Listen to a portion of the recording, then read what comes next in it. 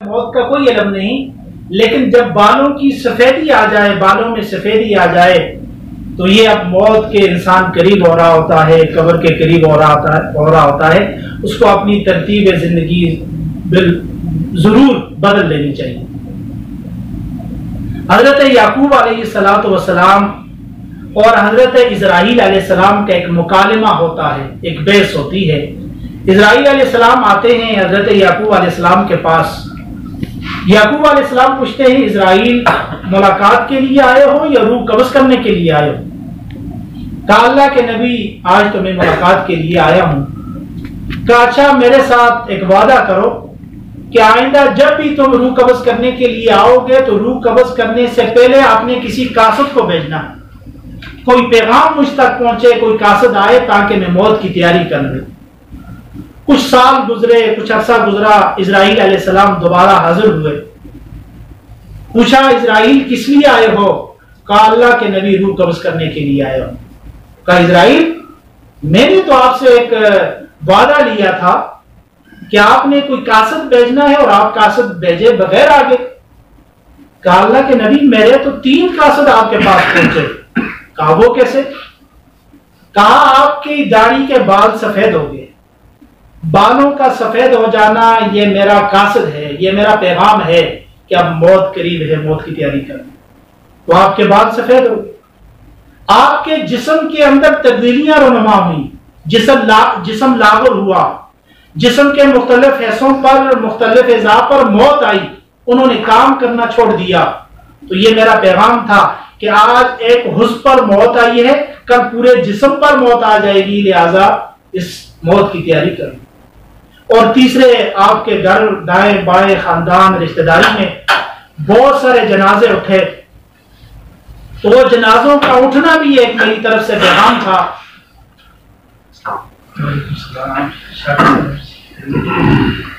وہ جنازوں کا اٹھنا بھی میری طرف سے ایک قاصد تھا، آپ کے لیے ایک پیغام تھا کہ ایک دن آئے گا آپ کے بھی اوپر موت آنی ہے۔ یہ جنازوں کا اٹھنا، اپنے عزیزوں کا چلے جانا میرے اور آپ کے لیے سب سے بڑا پیغام ہے۔ ہمارے لیے اسرائیل علیہ السلام کی طرف سے پیغام ہے، ایک دن آئے گا مجھے اور آپ کو بھی جانا پڑے گا۔ بالوں کی سفیدی حضرت اسرائیل علیہ السلام کی طرف سے ایک پیغام ہے کہ اب موت کے قریب ہو چکے ہو، اور جسم کے اندر مختلف اعضاء کام نہ کرنا، بیماری لائق ہو جانا، یہ بھی اسرائیل علیہ السلام کا پیغام ہے، ایک قاصد ہے کہ اب موت کی تیاری کر لو، موت آنی ہے۔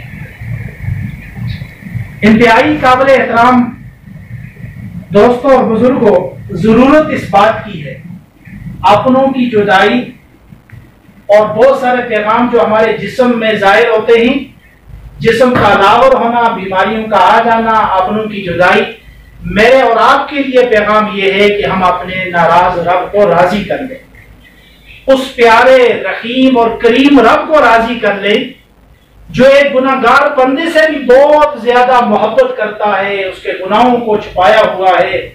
40 سال 60 سال 70 سال سے وہ گناہ کر رہا ہے، لیکن پھر بھی اللہ تعالیٰ اس کے گناہوں کو عیاں نہیں کرتے۔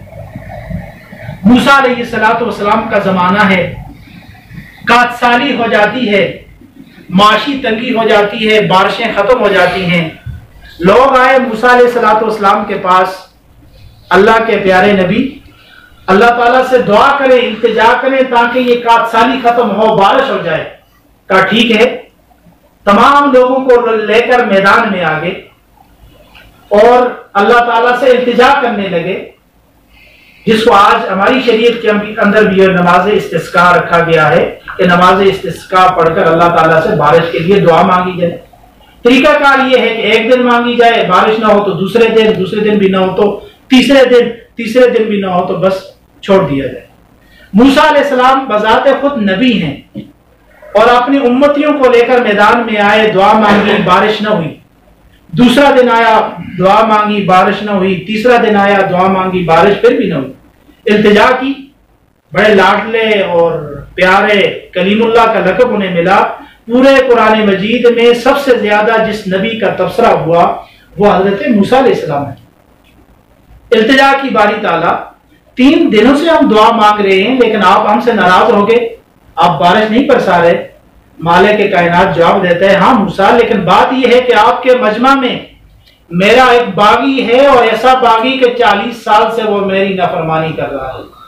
जब तक वो इस मजमा में मौजूद है हम बारिश नहीं बरसाएंगे। हाँ ऐलान कर दो कि वो इस मजमा से निकल जाए तो फिर हम बारिश बरसाएंगे।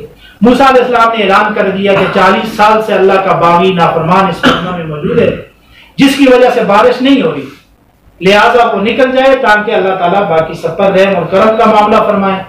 ये आवाज उसके कानों में पहुंचती है, वो तो परेशान हो गया कि बारी ताला मैं क्या करूं, नहीं निकलता तो बारिश नहीं होती, निकलता हूं तो मेरा राज लोगों पर जो है सामने आ जाएगा कि ये बड़ा गुनाहगार है।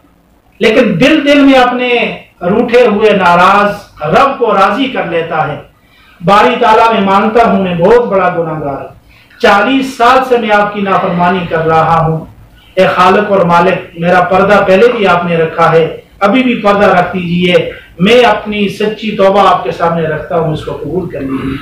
अभी ये तौबा कर रहा है, वहां से बारिश शुरू हो जाती है। लोग देख रहे हैं, मूसा अलैहिस्सलाम देख रहे हैं मजमे को कि अभी तक कोई आदमी बाहर निकला नहीं, बारिश शुरू हो चुकी है, ये क्या वजह। फिर इल्तिजा की, यार ये मुआजरा समझ नहीं आया, आपने कहा कोई बाहर निकले, मजमा से तो कोई आदमी बाहर नहीं निकला और आपने बारिश शुरू कर दी। कहा है मेरे मूसा, जिसके लिए हमने बारिश रोकी हुई थी उसी की वजह से बारिश बरसा है।